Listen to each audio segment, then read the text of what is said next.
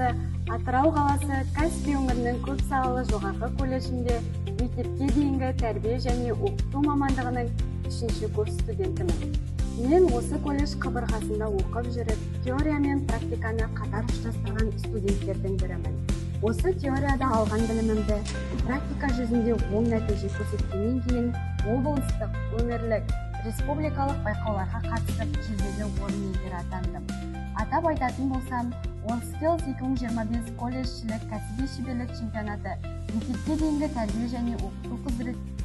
Мен кішкентайымнан армандаған мейірім мен махаббатқа, жауапкершілік пен шығармашылыққа толы ерекше мамандық ол мектепке дейінгі тәрбие және оқыту мамандығы.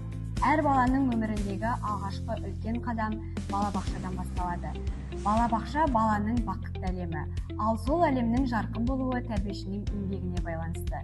Мен балалармен ойнап қана қоймай, олардың қиялын дамытып, шығармашылыққа баулып, болашаққа сеніммен қадам басуына көмектесемін.